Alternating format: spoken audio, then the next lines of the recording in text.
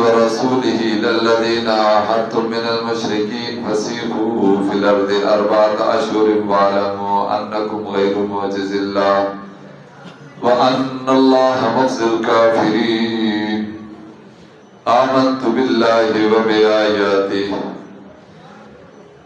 صدق الله وصدق رسوله النبي الكريم ونحن على ذلك من الشاهدين والشاكرين والحمد لله رب العالمین۔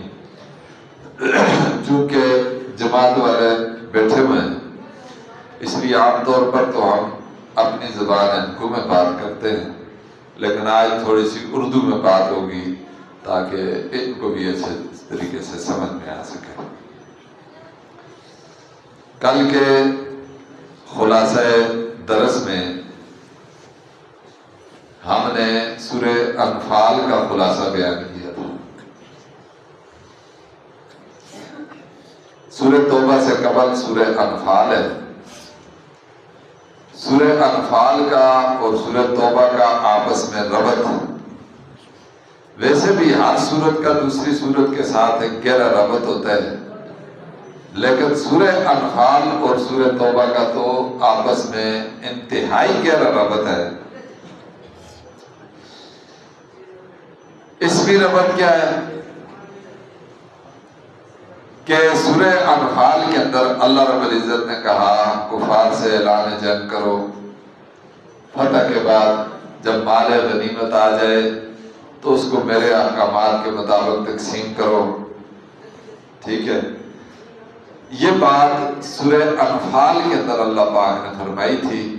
اب سورہ توبہ کے اندر اللہ پاک یہ فرمائیں گے کہ اعلان جنگ کرو، فتح کے بعد جو مال غنیمت ملے اسے میرے احکامات کے مطابق تقسیم کرو، لیکن اگر ان میں سے کوئی توبہ کر لے، نماز پڑھنے لگ جائے، دین اسلام کو قبول کر لے تو فحلوا سبیلہ، تم اس کا راستہ کیا کر دو، چھوڑ دو، اس کے خلاف تم نے جہاد نہیں کرنا۔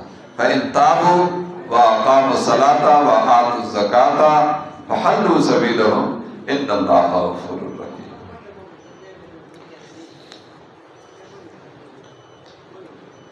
دوسرا ربط کہ پہلے کے مضمون معنوی ربط جس کو کہتے ہیں، سورہ انفال کے مضمون کیا تھے، سورہ توبہ کے مضمون کیا ہے، یہ بھی ذرا آپ کے سامنے رکھتے ہیں۔ سورہ انفال میں اللہ پاک نے بیان کیا مال غنیمت اللہ کے حکم کے مطابق تقسیم کرو، اور کیوں تقسیم کرو اس کی علتیں بیان ہوئی۔ پھر قانون جہاد اللہ پاک نے بیان فرمائی۔ کل آپ نے سنا تھا 7 علتیں اور 5 قوانین جہاد، پھر دوسرے حصے کے اندر 7 قانون جہاد اور 5 علتیں، ساتھ ساتھ اعلان جنگ بھی ہوا، قاتلوہم حتی لا تکون فتنہ ویکون الدین کلہ للہ، یہ اللہ پاک نے اعلان بھی کیا تھا۔ اب ان انفال کے اندر مقصود علتیں اور قوانین جہاد بیان کرنا تھا۔ اب سورہ توبہ کے اندر مقصود اعلان جہاد کا بیان ہے، اور جہاد میں جو رکاوٹیں ہیں ان رکاوٹوں کو کس طرح دور کیا جائے گا اور ان رکاوٹوں کو کس طرح ختم کیا جائے گا، اللہ رب العزت اس بات کو بیان فرمائیں گے۔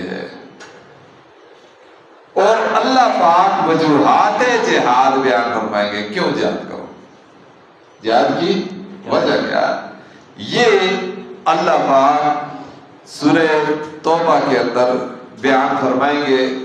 اور تقریباً وہی مضامین ہے، تھوڑا اس سے ترقی کر کے سورہ انفال کے اندر جو اللہ پاک نے بیان فرمائے تھے۔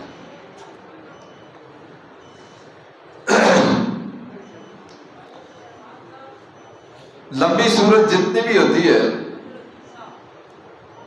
اس لمبی سورت کے بارے میں اس کو 2 حصوں کے اندر 3 حصوں کے اندر تقسیم کر دیا جاتا ہے تاکہ آسانی کے ساتھ اس کا خلاصہ ہو، چونکہ یہ بھی لمبی سورت ہے اس واسطے اس کو بھی دو حصوں کے اندر تقسیم کیے گئے. پہلا حصہ 36 نمبر آیت تک ہے. آیت نمبر 36 تک اللہ رب العزت نے پہلا حصہ بیان فرمایا ہے. یہ یا ایھا الذین آمنوا ما لکم اذا قیل لکم انفروا فی سبیل اللہ ثاقلتم. یہاں تک. اب اس پہلے حصے کے اندر اللہ پاک نے کیا بیان فرمایا؟ پہلے حصے کے اندر اللہ پاک نے جہاد کے اندر جو رکاوٹیں ہیں ان کا جواب دیا ہے. جتنی رکاوٹیں ہیں ان رکاوٹوں کا کیا کیا ہے؟ جواب دیا. اور اللہ رب العزت نے صاف صاف طور پر اعلان کر دیا، فرمایا کہ مشرکین سے کیا کرو؟ برات کرو. براءۃ من اللہ ورسولہ. صاف صاف ان کو جواب دے دو. اب اللہ اور اس کے رسول کی طرف سے جو تم سے معاہدے ہوئے تھے تمہیں کیا ہو گیا؟ جواب ہے. اب تمہارا اور ہمارا کوئی معاہدہ نہیں ہے. اب یا تو جزیرے عرب کو چھوڑ دو یا یہ ہے کہ ہمارے ساتھ جنگ کے لیے کیا ہو جاؤ؟ تیار ہو جاؤ. اب وہ کون کون سی رکاوٹیں تھیں ان کا اللہ رب العزت نے کیا جواب دیا؟ سب سے پہلی رکاوٹ یہ کہ ہم ان مشرکین عرب سے کس طرح لڑیں کہ ان کے ساتھ تو ہمارا معاہدہ ہوا ہے، اور جس کے ساتھ معاہدہ ہو جائے کہ ہم لڑائی نہیں کریں گے تو پھر لڑائی کس طرح ہوگی؟ ٹھیک ہے. اللہ نے اس معاہدے کا اس ان کے سوال کا جواب دیا. کیف یکون للمشرکین عہد عند اللہ وعند رسولہ الا الذین عاہدتم عند المسجد الحرام. فرمایا ٹھیک ہے معاہدہ تھا، وعدہ تھا، لیکن جب وعدہ انہوں نے توڑ دیا تو اب تمہیں ایفا کی کوئی ضرورت نہیں ہے. جب ان کی طرف سے وعدہ ٹوٹ گیا تو لہذا تم بھی کیا کرو؟ ان کے وعدے کا ایفا کرنے کی کوئی ضرورت نہیں ہے. یہ بنو کنانہ اور اسی طرح بنو زمرہ انہوں نے یہ معاہدے کیے ہوئے تھے اور ان معاہدے کے تحت لیکن انہوں نے اس معاہدے کو توڑ دیا. اللہ رب العزت کی طرف سے یہ حکم آیا. دوسری رکاوٹ کا جواب اللہ پاک دے رہے ہیں. دوسری رکاوٹ انہوں نے کیا پیش کی؟ فرمایا کہ ہم مکہ والوں کے ساتھ، عرب کے ساتھ، مشرکین عرب کے ساتھ لڑے، یہ تو بڑے اچھے اچھے کام کرتے ہیں، خانہ کعبہ کاس بڑھائے. فرمایا نو مشرکین مکہ نے بنایا. حاجیوں کی یہ کیا کرتے ہیں؟ خدمت کرتے ہیں. ان کو کھانا کھلاتے ہیں، ان کو ستو پلاتے ہیں، ان کو یہ کرتے ہیں، ان کو وہ کرتے ہیں. تو ایسے لوگوں کو اللہ نے اس کا جواب دیا. فرمایا ما کان للمشرکین، فرمایا کہ اللہ کے دربار کے اندر بغیر ایمان کے کوئی عمل بھی قابل قبول نہیں. ہر نیک عمل کے لیے ایمان ضروری ہے. ایمان نہیں ہوگا تو اللہ رب العزت کوئی عمل قبول اولئک حبطت اعمالهم. اللہ پاک فرمایا کہ ان کا مسجدیں بنانا، خانہ کعبہ بنانا، باقی جتنے کام کرتے ہیں وہ سارے کے سارے ضائع کر دے گا. کوئی عمل رب کے دربار کے اندر قابل قبول نہیں ہے. سمجھ نہیں ہے. انما یامر مساجد، مسجد تو وہ بناتا ہے جس کے اندر ایمان ہو، آخرت کا خوف ہو، وہ نماز پڑھے اس کے اندر. اجعلتم سقایۃ الحاج وعمارۃ المسجد الحرام کمن آمن باللہ والیوم الآخر. پائے کہ حاجیوں کو ستو پلانا اور ان کو پانی پلانا، مسجد بنانا، یہ اس آدمی کی طرح ہو سکتا ہے جو ایمان لائے، نیک عمل کرے؟ ایمان لانا، نیک عمل کرنا یہ بہت بڑی چیز ہے. سمجھ آئی؟ تو فرمایا جو ایمان نہیں لاتا، نیک عمل نہیں کرتا، تو ایمان اور نیک عمل نہ کرنے کی وجہ سے فرمایا کہ ان کے سارے کیا ہے؟ یہ عمل کہ حاجیوں کو مطلب ہے ستو پلا دیے یا حاجیوں کی خدمت کر دی، یہ رب کے دربار کے اندر کوئی قابل قبول نہیں ہے. اگلا معنی انہوں نے یہ کیا کہ یا کس طرح مارے ہیں؟ یہ تو ہمارے رشتہ دار ہیں. کسی کا چاچا ہے، کسی کا ماما ہے، کسی کا پھوپھی زاد ہے، کسی کا کیا رشتہ ہے، کسی کا کیا رشتہ ہے. حضور صلی اللہ علیہ وسلم کے اور صحابہ کرام کے رشتہ دار تھے کہ نہیں تھے؟ ہاں تو اللہ رب العزت نے اس معنی کا جواب دیا، فرمایا نہیں، شاید کہ تم اپنی رشتہ داری کا لحاظ کر کے، کرامتوں کا خیال کر کے اللہ کے راستے میں جہاد کو چھوڑ دو۔ فرمایا ایسا نہیں، اپنی کرامت کا، رشتہ داری کا کوئی لحاظ نہ کرنا۔ اللہ پاک نے پورا قانون بتا دیا، قُلْ إِنْ كَانَ آبَاؤُكُمْ وَأَبْنَاؤُكُمْ وَإِخْوَانُكُمْ وَأَزْوَاجُكُمْ وَعَشِيرَتُكُمْ وَتِجَارَةٌ تَخْشَوْنَ كَسَادَهَا۔ اللہ پاک نے فرمایا کہ تمہارے والدین، تمہارے بیٹے، تمہارے بھائی، تمہاری بیویاں، تمہارا کنبہ قبیلہ، تمہارا وہ مال، تمہارا تجارت، تمہارے گھر جو تمہیں اچھے لگتے ہیں، اگر اللہ کے رسول اور جہاد فی سبیل اللہ سے تمہیں زیادہ محبوب ہے تو پھر اللہ کے عذاب کا انتظار کرو۔ سمجھ آئی نہیں ہے؟ فرمایا رشتہ داری کوئی معنی نہیں رکھتی، لہذا جب اللہ نے کہہ دیا تو اب کیا کرو ان کے ساتھ جوڑو۔ یہ معنی کا بیان آگے بھی معنی ایک آئے گا، درمیان میں ایک بات ہے وہ میں آپ کو بتاتا ہوں۔ پھر اللہ پاک درمیان کے اندر غزوہ حنین کا ذکر فرماتے ہیں۔ سن 8 ہجری کے اندر غزوہ حنین ہوا۔ 8 تھا کہ 9 تھا؟ 8-9 کے حنین یہ کون سا فتح مکہ کے بعد ہوا؟ یہ کن لوگوں کے ساتھ جنگ تھی؟ بنو ثقیف، بنو حوازن جو بنو ثقیف کے اندر رہتے تھے طائف کے اندر، بنو حوازن کے اندر رہتے تھے، ان سے آگے جس قبیلے کے اندر حضور نبی اکرم صلی اللہ علیہ وسلم کو دودھ پلانے کے لیے لے کر گئے تھے، دائی علیمہ کا قبیلہ، وہ بنو حوازن ہے۔ تو فتح مکہ کے بعد اللہ رب العزت نے ان بنو حوازن کو حکم دیا، اللہ رب العزت نے حضور نبی اکرم صلی اللہ علیہ وسلم کو حکم دیا کہ ان کے اوپر چڑھائی کرو۔ تو اس غزوے کو جس میدان کے اندر ہوا تھا وہ میدان حنین تھا، اور اس کو کیا کہتے ہیں؟ حنین، غزوہ حنین کہتے ہیں۔ یہ جنگ ہوئی، اس جنگ کے اندر بڑا مارکا ہوا۔ حضور نبی اکرم صلی اللہ علیہ وسلم تمام صحابہ سمیت تقریباً 12,000 سے زائد صحابہ اکرام حضور صلی اللہ علیہ وسلم کے ساتھ تھے۔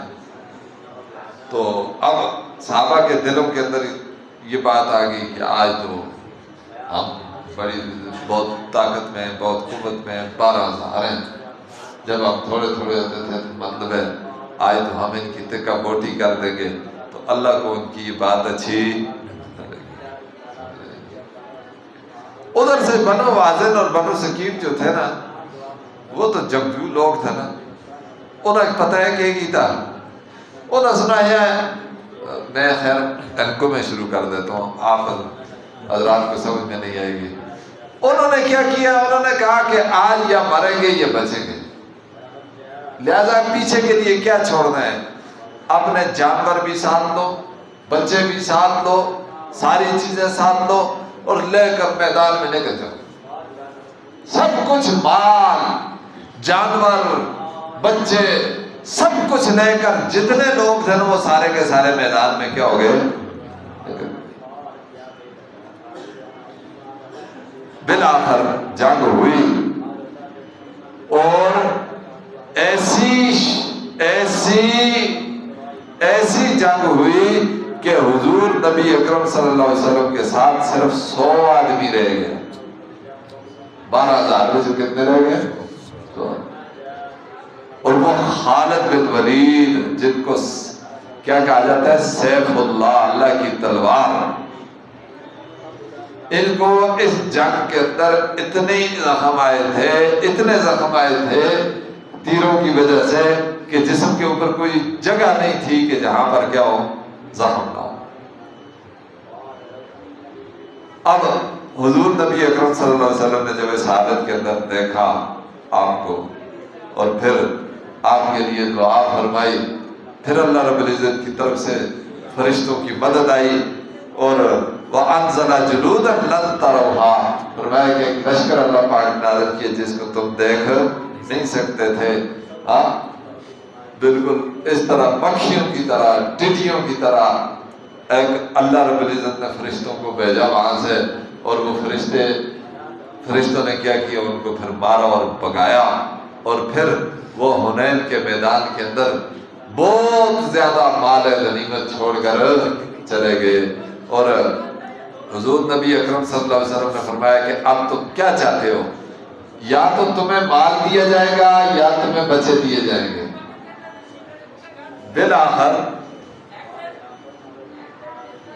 بالآخر کیا طے ہوا؟ یہ طے ہوا، مختار صاحب کا ہو ذرا آستہ بولا، بات جو کیا ہو کتھا بیٹھے تھے راستہ بول بیان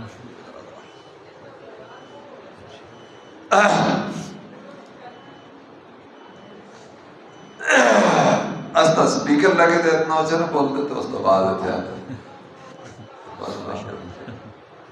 اچھا بالآخر کیا ہوا، یہ مال دولت سب کو چھوڑ کر کیا ہو گئے، چلے گئے وہاں سے۔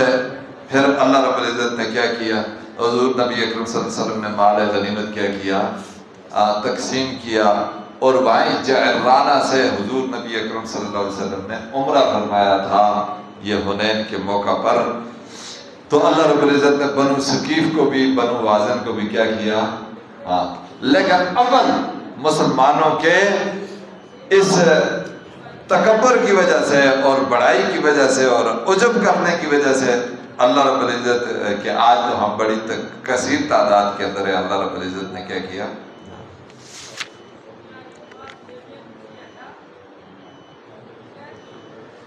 اب آگے چوتھا معنی اللہ پاک بیان فرمایا، یا ایھا الذین آمنوا انما المشرکون نجس، فرمایا کہ اس واسطے کہ اب مشرک جو ہوتا ہے اس کا عقیدہ گندا ہوتا ہے، وہ پلید ہوتا ہے۔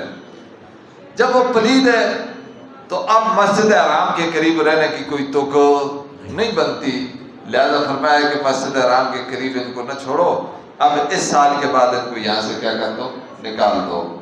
لہذا یہ سارے کا سارا خلاصہ یہی ہے کہ اللہ رب العزت نے یہ بات بیان فرمایا کہ جتنی رکاوٹیں ان رکاوٹوں کا جواب دیتے ہوئے اللہ پاک یہ فرماتے ہیں کہ فرمایا کہ لہٰذا تم کیا کرو، ان سے برات کا اعلان کرو اور ان کو یہاں سے کیا کرو، نکالو۔ اب جن کے ساتھ تمہارا معاہدہ ہے اس معاہدے کی مدت کو پورا کیا جائے، اور جب تک مدت ہے، اور اگر مدت نہیں ہے تو 4 مہینے کی کیا ہے، مدت ہے، 4 مہینے کے اندر مطلب ہے یہ اپنا ٹھکانہ بنا لیں، جزیرہ عرب سے ان کو یہاں سے کیا کر دینا چاہیے، نکال دینا چاہیے، کیونکہ اب فرمایا کہ جزیرہ عرب کے اندر ان مشرکین کے لیے کوئی جگہ نہیں ہے۔ یہ اللہ پاک نے بیان فرمایا۔ پھر اس کے بعد اللہ پاک کچھ اور باتیں بھی بیان فرماتے ہیں، فرمایا کہ قتال ان سے کرو، کیوں کرو، اس واسطے کرو کہ یہ ایسے ظالم ہیں کہ یہ غیر اللہ کی نیاز کو جائز سمجھتے ہیں، اور اللہ رب العزت نے جس چیز کو حرام کیا ہے اس کو حلال سمجھتے ہیں، جس چیز کو اللہ پاک نے حلال کیا ہے اس کو کیا سمجھتے ہیں، حرام۔ وقالت الیہود، اور فرمایا ایسے ہیں کہ یہودی کہتے ہیں عزیر اللہ کا کیا ہے، بیٹا ہے، اور نصرانی کہتے ہیں عیسیٰ علیہ السلام کیا ہے، اللہ کے بیٹے ہیں۔ اتخذوا احبارهم ورهبانهم، فرمایا حالت یہ ہے ان کی کہ یہ اپنے مولویوں کو اور اپنے پیروں کو انہوں نے رب بنا لیا ہے۔ رب بنانے کا مطلب کیا ہے، جو اختیار اللہ رب العزت کے پاس ہیں، یعنی حلال کو حرام کرنا اور حرام کو حلال کرنا، تو یہ بھی ان کے پیر اور ان کے مولوی جو کچھ کہتے ہیں کہ یہ چیز حلال ہے، یہ چیز حرام ہے، تو یہ بھی بغیر دلیل کے ان کی اس بات کو مان لیتے ہیں کہ یہ حلال ہے اور یہ حرام ہے، یہ مطلب ہے۔ آگے اللہ پاک نے فرمایا ایمان والو ان کثیر من الاحبار والرہبان لیکونوا ولا، فرمایا کہ بہت سے مولوی اور پیر ایسے ہیں، فرمایا کہ جو لوگوں کا مال باطل طریقے سے کھاتے ہیں، لوگوں کو اللہ رب العزت کے راستے سے روکتے ہیں، اسی کے ساتھ ساتھ اللہ رب العزت نے آگے ان لوگوں کے اوپر بھی زجر بیان فرما دی کہ جو لوگ اللہ رب العزت کے راستے میں مال خرچ نہیں کرتے، فرمایا قیامت والے دن کے مال کو جہنم کی آگ کے اندر گرم کر کے اللہ رب العزت ان کو کیا کریں گے؟ داخلیں گے۔ یہ پہلا ایسا ختم ہو گیا۔ اب دوسرے ایسے کے اندر اللہ رب العزت نے کون کون سے مضمون بیان کیے ہیں؟ مقصد قتال کی ترغیب ہے۔ مقصد صرف اور صرف کیا ہے؟ قتال کی ترغیب ہے۔ اور بات بالکل آسان ہے۔ یہاں اللہ رب العزت منافقین کی 4 جماعتیں اور صحابہ کی 3 جماعتوں کا ذکر فرمائیں گے، اور اس کے ضمن کے اندر چند واقعات، چند خاص باتیں آتی ہیں، ان کا ذکر فرمائیں گے۔ بہت آسان ہے، سمجھ آئی نہیں ہے؟ اب منافقین کی 4 جماعتیں کون کون سی؟ ایک جماعت منافقوں کی وہ جو عذر کر کے رہنے والے تھے، آنا یہ متعلق کس کے ساتھ ہے؟ دوسرا ایسا، پہلے یہ سمجھو، یہ غزوہ تبوک کے ساتھ متعلق ہے۔ حضور صلی اللہ علیہ وسلم کا سب سے آخری غزوہ کون سا غزوہ تھا؟ غزوہ تبوک۔ یہ رومیوں کے ساتھ تھا۔ کن کے ساتھ تھا؟ رومیوں کے ساتھ۔ اور صحابہ اکرام اس بات کو جانتے تھے کہ آگے جن کے ساتھ ہم لڑنے کے لیے جا رہے ہیں کتنی فوج ہے؟ 1,00,000 مسلح فوج ہے۔ رومیوں کے پاس کتنی تھی؟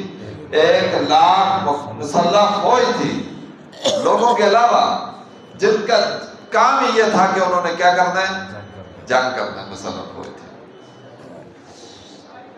اب اس غزوہ تبوک کے لیے حضور نبی اکرم صلی اللہ علیہ وسلم نے کیا کیا؟ مال جمع کرنا، چندہ کیا۔ صحابہ اکرام نے چندہ دیا، مال بھی دیا۔ ظاہر رومیوں کے ساتھ لڑائی ہے تو جہاد کا مطلب ہے اسلحہ بھی خریدنا ہے اور چیزیں بھی خریدنی ہیں، یہ سب کو خریدنا ہے۔ تو اس مقصد میں یہاں 4 جماعتیں منافقوں کی بن گئی، 3 جماعتیں مومنوں کی بن گئی۔ منافقوں کی پہلی جماعت وہ تھی کہ جو عذر کر کے رہنے والی تھی۔ وائے او جی استقال فلانا مسئلہ ہے، انما ہمارا استقال خالی ہے، اور اللہ کہتا ہے ماہیہ بعورہ، ان دا گھر خالی نہ تھا، لیکن یہ آ کر کہتے تھے کہ ہمارا گھر کیا ہے؟ خالی ہے۔ اللہ پاک ان پر زجر فرمائیں گے۔ دوسری جماعت وہ تھی کہ جنہوں نے مسجد زرار بنائی۔ مدینے میں مسجد نبی کے مقابلے میں مسجد زرار کو تعمیر کیا، اور مسجد زرار تعمیر کر کے مقصد یہ تھا کہ حضور صلی اللہ علیہ وسلم سے نماز یہاں پڑھا دیں گے، پیچھے سے ہم ایمان والوں کو پھر کیا کریں گے؟ برگلائیں گے، اور مسلمانوں کے خلاف یہاں سے سازشیں ہوں گی، یہ ہوگا، وہ ہوگا، فلاں ہوگا۔ مسجد زرار تعمیر کی، اور تعمیر کر کے حضور صلی اللہ علیہ وسلم نے فرمایا ابھی تو میں غزوہ تبوک کے لیے جا رہا ہوں، مصروف ہوں، غزوہ تبوک سے جب واپس آؤں گا تو پھر میں کیا کروں گا؟ اس کے اندر نماز پڑھنے کے لیے آؤں گا۔ دیکھو نا، حضور غیب نہیں جانتے تھے۔ جس وقت غزوہ تبوک سے واپس آئے تو اللہ نے وحی کی، فرمایا یہ تو ان آرامیوں نے صرف اور صرف کس لیے بنائی ہے؟ آپ اسلام کے خلاف سازشیں کرنے کے لیے بنائی ہے، اور یہ آپ سے نماز وہاں پڑھوا کر یہ حجت قائم کرنا چاہتے ہیں مسلمانوں کے لیے کہ دیکھو حضور نے اس کے اندر نماز پڑھی تھی، یہ مسجد نہیں ہے بلکہ آپ اس کی اینٹ جاؤ، اور اس کو حضور نے صحابہ کو حکم دیا اور انہوں نے اس مسجد کی اینٹ کو کھیڑ کے رکھ دیا۔ سمجھ گئے؟ اس کے مقابلے میں فرمایا کہ مسجد تو وہ ہے کہ جو اسلام کے اندر سب سے پہلے بنی، اور جس کے رہنے والے ایسے ایسے ہیں۔ اللہ پاک کہتا ہے کہ ناس یحبون ان یتطہروا، لوگ ایسے ہیں کہ جو پاکی کو پسند کرتے ہیں، ایسے ہیں۔ اور اللہ رب العزت فرمایا یہ مسجد ہے۔ تو یہ مسجد زرار، وہ میں نے جگہ دیکھی ہے، یہ بالکل جہاں مسجد قباء ہے نا، اس سے 2 روڈیں کراس کر کے آگے ایک جگہ وہاں اب نشان سا دیے ہوئے ہے۔ زیادہ چونکہ عرب لوگ اس چیز کو شو نہیں کرتے، پھر لوگ کیا کرتے ہیں؟ تو وہ بار میرے ساتھ چونکہ یاسر عبدالخیر چونکہ وہاں مدینہ یونیورسٹی میں پڑھتا تھا، تو اس نے مجھے بتایا کہ چاچو یہ جگہ ہے جہاں مسجد زرار بنائی گئی تھی۔ تو دوسری جماعت مشرکوں کی منافقوں کی وہ تھی کہ جنہوں نے مسجد زرار بنائی۔ اللہ ان کے اوپر بھی زجر فرمائیں گے، اور فرمائیے میں نے جو آپ کو بتایا۔ تیسرے وہ تھے کہ جو حضور کے ساتھ غزوہ تبوک کے لیے گئے، لیکن مقصد صرف اور صرف یہ تھا کہ موقع پا کر ہم حضور صلی اللہ علیہ وسلم کو معاذ اللہ قتل کر دیں گے۔ یہاں تو موقع ملتا نہیں ہے مدینے کے اندر نا، تو وہاں ایک گاٹھی کے اندر سے گزرے، جب حضور صلی اللہ علیہ وسلم گزر رہے تھے تو انہوں نے کہا کہ یہاں لوگوں کا مجمع نہیں ہوگا، ایک آدمی کا گزرنا ہے، لہذا جب گزریں گے تو ہم ان کے اوپر کیا کریں گے؟ حملہ کریں گے۔ لیکن آپ تو اللہ کے رسول تھے نا، حضور نبی اکرم صلی اللہ علیہ وسلم کو بذریعہ وحی کے اللہ نے سب سے پہلے سے یہ کیا کر دیا، ان کا یہ منصوبہ بتا دیا، ان کا راز بھی کیا ہو گیا وہاں آشکار ہو گیا۔ ایک وہ چوتھی جماعت جو تھی ان کا تذکرہ اور ان کے اوپر بھی زجر اللہ پاک یہ دوسرے ایسے کے اندر بیان فرمائیں گے۔ چوتھی جماعت جو منافقوں کی تھی وہ تھی کہ جو صرف اور صرف حضور نبی اکرم صلی اللہ علیہ وسلم کے ساتھ غزوہ تبوک کے اندر اس لیے گئے تھے کہ مسلمانوں کو آپا بالکل آسان اور ان کی مطلب آپس میں جنگ کرائیں گے، آپس میں لڑائیں گے، آپس میں لڑتے رہیں گے، ان کی قوت کم ہوتی رہے گی، یہ وہ عبداللہ بن ابی وغیرہ سمجھے۔ چنانچہ ایسا ہوا بھی وہاں جا کر اس نے انصاری اور مہاجر کا مسئلہ کھڑا کر دیا، مہاجرین اور انصار کو کھڑا کر دیا، لڑائی شروع ہو گئی۔ مہاجرین، ایک مہاجر انصار کے ساتھ لڑا تو اس نے مہاجر کو بلانا شروع کر دیا، پکارنا شروع کر دیا مہاجروں کو، اور جو انصاری تھے انہوں نے انصاریوں کو پکارنا شروع کر دیا۔ ایک ادھر ادھر سے تلواریں نکل آئیں، لڑائی جھگڑا شروع ہو گیا۔ قریب تھا کہ تلواریں چل جاتی، لیکن حضور نبی اکرم صلی اللہ علیہ وسلم کے اوپر بات آشکارا ہوئی، اور عبداللہ بن ابی رضی اللہ تعالیٰ عبداللہ بن ابی نے کیا کیا؟ عبداللہ بن ابی نے یہ کہا کہ عبداللہ بن ابی نے یہ کہا کہ لنخرجن الاعز منہ الاذل، کہ جس ٹائم ہم جائیں گے مدینے کے اندر تو ان ذلیلوں کو ہم وہاں سے کیا کریں گے؟ نکالیں گے۔ یہ بات جس وقت حضور صلی اللہ علیہ وسلم کے متعلق کہی، اور وہی صحابی زید بن ارقم رضی اللہ تعالیٰ عنہ وہ سن رہے تھے، انہوں نے آ کر حضور کو بتایا، لیکن اسی منافق نے کیا کیا؟ قسمیں اٹھا کے جھوٹی اپنے آپ کو کیا کر دیا؟ جان بچا لی۔ ہاں، لیکن وہ بیچارہ کیا ہو گیا؟ پھنس گیا، اور اسی کا تذکرہ وہ 28ویں پارے کے اندر آتا ہے۔ تو بہرحال یہی عبداللہ بن ابی کا جو بیٹا تھا وہ اس کے خلاف کیا ہو گیا؟ کھڑا ہو گیا، اور مدینے جانے سے پہلے اس نے کہا کہ تلوار نکال لی، کہا کہ میں تجھے مدینے کے اندر داخل نہیں ہونے دیتا، تو نے حضور صلی اللہ علیہ وسلم کے متعلق یہ کہا کہ ان ذلیل لوگوں کو مدینے کے اندر داخل نہیں ہونے دیں گے، وہاں سے نکالیں گے۔ سمجھ آئی نہیں ہے؟ چوتھی جماعت وہ تھی منافقین کی، اللہ پاک اس کا ذکر فرماتے ہیں اسی توبہ کے اندر، اور اس کے اوپر سے زراعت بیان فرماتے ہیں۔ خلاصہ میں نے آپ کو بتا دیا۔ 3 جماعتیں صحابہ اکرام کی تھی۔ 3 جماعتیں کس کی تھی؟ صحابہ اکرام کی تھی۔ ایک عذر نہ کرنے والے، کون؟ عذر نہ کرنے والے۔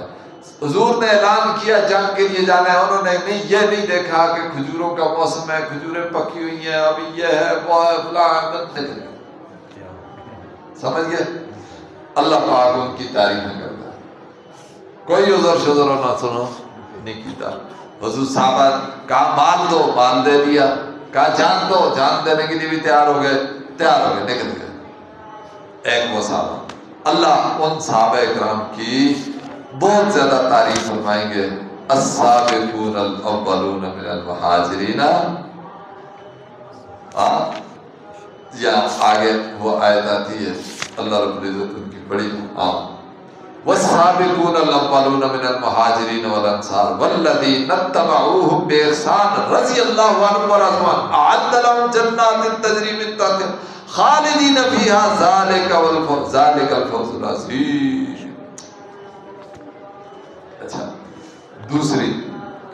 دوسرے وہ 5 صحابہ اکرام تھے جو بغیر عذر کے جنگ سے رہ چکے تھے، جنگ میں نہیں جا سکے تھے، اور انہوں نے پھر غزوہ تبوک سے حضور صلی اللہ علیہ وسلم کے واپسی پر اپنے آپ کو مسجد نبوی میں ستون کے ساتھ باندھ دیا تھا۔ وہ ستون کا نام کیا تھا؟ ابو لبابہ۔ یہ حضرت ابو لبابہ کی جماعت تھی۔ کس کی جماعت تھی؟ اس جماعت کا امیر کون تھا؟ حضرت ابو لبابہ۔ آج بھی وہ مسجد نبوی کے اندر وہ ستون موجود ہے، استوانہ ابی لبابہ۔ آج بھی اس ستون کے اوپر بھی لکھا ہوا ہے کہ ابو لبابہ کا ستون۔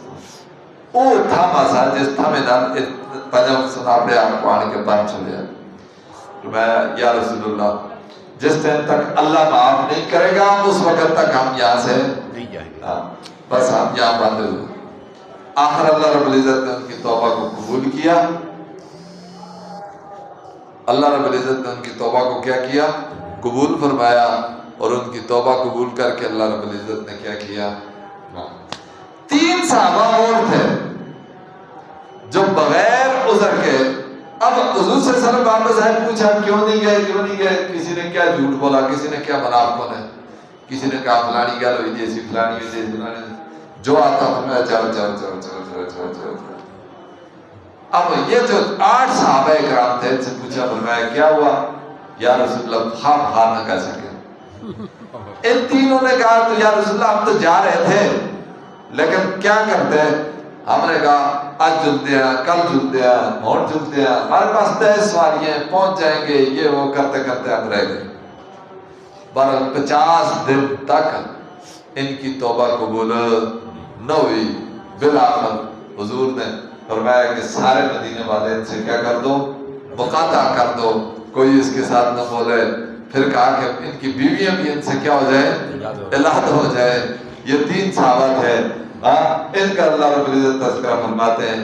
لیکن وَعَلَى الثَّلَاثَةِ الَّذِينَ خُلِّفُوا، اللہ پاک کہتے ہیں 3 جڑیا سے ان دی توبہ کو بھی اللہ پاک سن کے کی پھر قبول کیتا، اور یہ پیچھے جو رہنے والے تھے فرمایا کہ ان کی توبہ کا۔ اور اس سورت کو سورۃ توبہ کہتے ہی اس لیے ہے کہ اس کے اندر اللہ رب العزت ان صحابہ اکرام کی توبہ کا وَعَلَى الثَّلَاثَةِ الَّذِينَ خُلِّفُوا حَتَّىٰ إِذَا ضَاقَتْ عَلَيْهِمُ الْأَرْضُ بِمَا رَحُبَتْ وَضَاقَتْ عَلَيْهِمْ أَنفُسُهُمْ وَظَنُّوا أَنَّهُمْ لَا مَلْجَأَ ثُمَّ تَابَ عَلَيْهِمْ لِيَتُوبُوا إِنَّ اللَّهَ هُوَ التَّوَّابُ الرَّحِيمُ۔ یہ بات اللہ پاک ذکر فرماتے ہیں۔ تو بہرحال اللہ رب العزت نے سورت کے اندر یہ سارے مضامین ذکر فرمانے کے بعد آخر میں اللہ پاک نے فرمایا لَقَدْ جَاءَكُمْ رَسُولٌ مِّنْ أَنفُسِكُمْ عَزِيزٌ عَلَيْهِ مَا عَنِتُّمْ حَرِيصٌ عَلَيْكُمْ کہ اے دنیا کے انسانوں تمہارے پاس ایک رسول آ چکا ہے، اس کی عظمت، اس کا مقام، اس کا شان دیکھو کہ وہ کتنی شان اور مقام والا ہے کہ رؤوف الرحیم ہے، سمجھ گئے؟ حریص علیکم بالمؤمنین ہے۔ فَإِن تَوَلَّوْا، فرمایا کہ اگر تم منہ موڑ لو